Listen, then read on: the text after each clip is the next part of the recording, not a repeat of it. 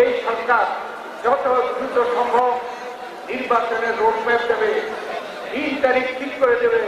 আমার বিশ্বাস জনগণ নির্বাচনমুখী হয়ে যাবে।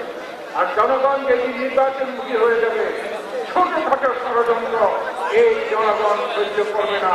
অতীতে সহ্য করে নাই, ভবিষ্যতে সহ্য করে।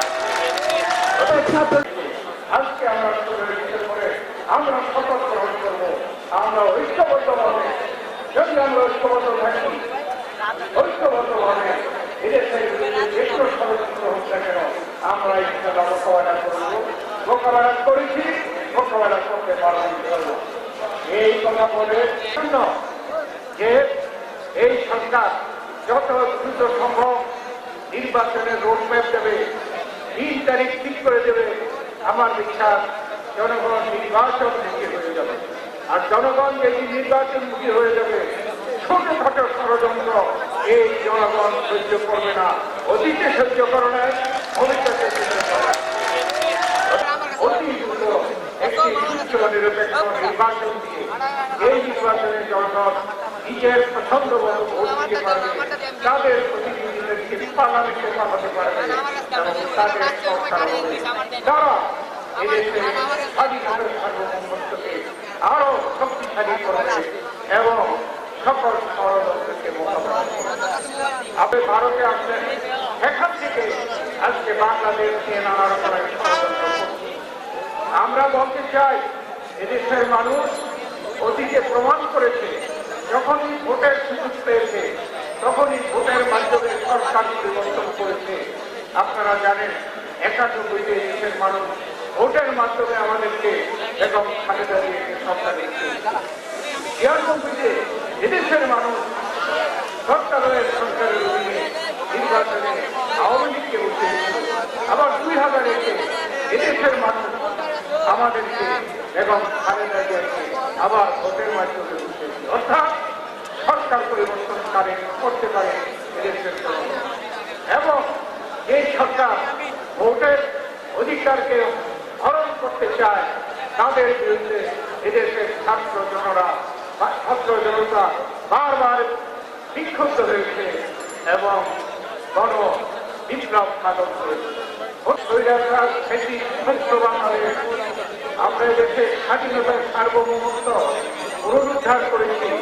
এখানে বাংলাদেশ নিয়ে কারো আধিপত্য এই বাংলাদেশ কখনো সহ্য করবে না।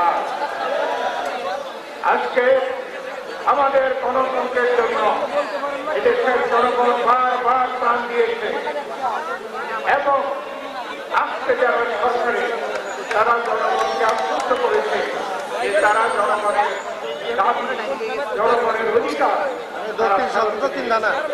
সামরিক বাহিনীর পক্ষ থেকে তৎকালীন পাকিস্তান আর্মির মেজর হিসাবে তিনি রিপোর্ট ঘোষণা করেছিলেন ২৫শে রাষ্ট্রে এবং পরের দিন এই বাংলাদেশের স্বাধীনতা ঘোষণা করেছিলেন। আজকে আমরা সেই প্রেসিডেন্ট জিয়াউর রহমান বীরত্বকে আজকে স্মরণ করছি।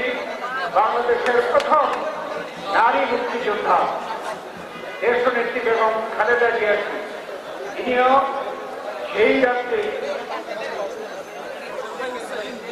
শহীদ প্রেসিডেন্ট জিয়াউর রহমান যখন জীবন করেন তখন তিনিও তার মার্গ থেকে জীবন করে তিনি অন্য জায়গার প্রথম সরকার নেন, পরে পালিয়ে আসেন এবং ঢাকায় গ্রেফতার হন এবং দীর্ঘ ৯ মাস তিনি প্রায় ৮ মাস তিনি সেনাবাহিনীর যে কারাগারে